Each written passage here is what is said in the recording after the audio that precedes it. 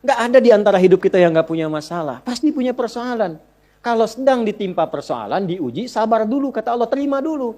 Karena hakikat dari ujian itu untuk meningkatkan kualitas hidup. Dan nggak mungkin diuji kalau nggak mampu.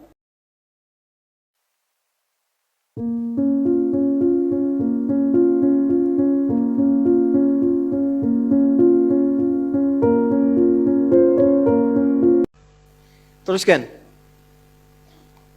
Quran surah Al-Infitar ayat keempat. Ketiga. Kan 8 ya semua ya. Wa idzal quburu bu'thirat. Al-Infitar ayat keempat. Apabila yang dikubur itu sudah terungkap, terbuka semua. Maksudnya selesai. Terbelah.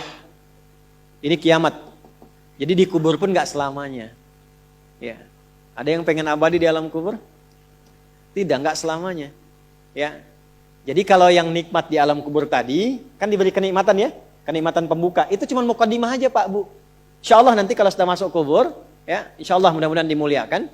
Itu kalau dapat kemuliaan, itu cuma pembuka. Itu cuma pembuka saja, mukadimah saja. Diberi kenikmatan melimpah, enak, istirahat, nyaman dan macam-macam. Ya, itu cuma pembuka aja. Nanti satu masa selesai di situ. Wa idzal quburu bu'thirat. Selesai semuanya. Balik kita ke alam lain, puncaknya ke akhirat. Nah ayat ini, Al-Infitar ayat yang keempat ingin menegaskan di alam kubur pun tidak abadi. Pindah. Oh berarti yang pelaku maksiat tadi menyimpulkan, gak apa-apa kan cuma sementara mimpinya bangun. Iya Cepi, cuma saat bangun lebih dahsyat.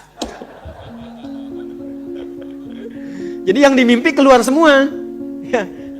Ya. Terus, Quran surah Abasa. Ya, surah 80 ayat 21. Baik, pelan-pelan. Kalau tadi kan sudah diungkap ya, di kuburnya bagaimana, nikmatnya bagaimana, bahayanya bagaimana yang mengancam. Nah, sekarang kita akan masuk ke kubur tidak? Akan masuk tidak? Nah, maka di Abasa ini diingatkan. Quran surah 80 ayat 21. Tsumma amatahu fa'aqbarah. Orang yang hidup itu satu saat pasti akan diwafatkan.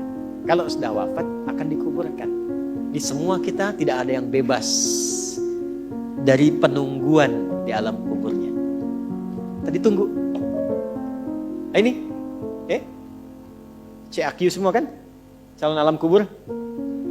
Kita akan masuk nih. Jadi Allah sadarkan mumpung masih hidup dari dua kejadian tadi, ambil ibrahnya, siapkan diri kita, karena kita nggak akan bisa menolak kematian. Kalau sudah wafat pasti dikubur. Teruskan dulu ya, kita agak cepat. Al-Mumtahanah ayat 13. Sudah? Ini nyambung semua ayatnya, indah sekali. Jadi kalau kita sudah sadar, ini resiko kebaikan, ini resiko keburukan, dan kita tahu akan wafat, akan dikuburkan, bagaimana cara persiapannya? Supaya enggak lalai tadi ya. Maka Al-Mumtahanah ayat ke-13. Ya ayyuhalladzina amanu la tatawallaw qauman ghadiballahu alaihim. Qad ya'isu kama ya'isal kuffara min apa? Ashabil kubur. Maka jangan banyak bergaul dengan orang-orang yang menjauhkan kita dari ridha Allah Subhanahu wa taala.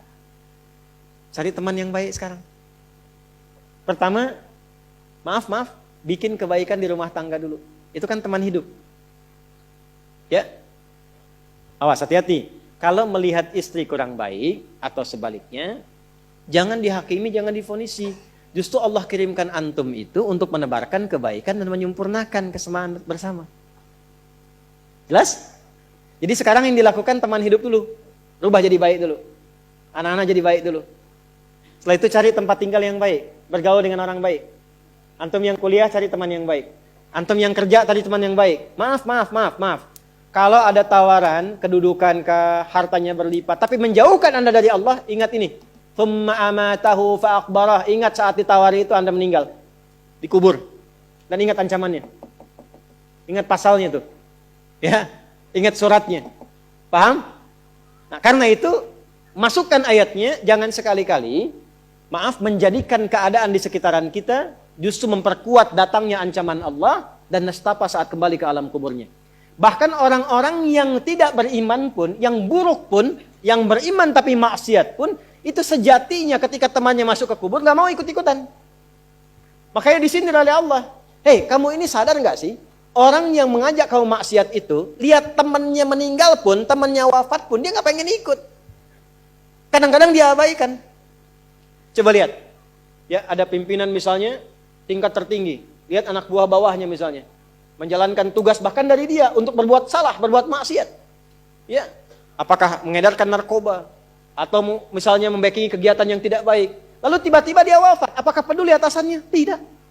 Yang ada yang terjadi, jangan bawa-bawa atasan, padahal dia yang nyuruh. Terus Anda mau jadikan teman yang seperti itu? Dia pada kawannya saja nggak bertanggung jawab. Dengan imannya saja dia nggak peduli. Kalau dia dengan Allah saja nggak peduli, kenapa Anda dia jadikan teman? Dan kenapa Anda menjadikannya dia teman? Kalau bahasa anak sekarang tuh begini, Allah aja dia gituin, apalagi kamu. Ya kan?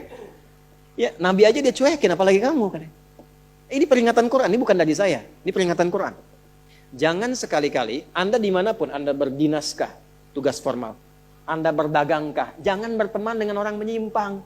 Karena saat Anda susah pun yang akan peduli. Temannya aja yang sama-sama berbuat menyimpang, dia sisihkan, apalagi Anda.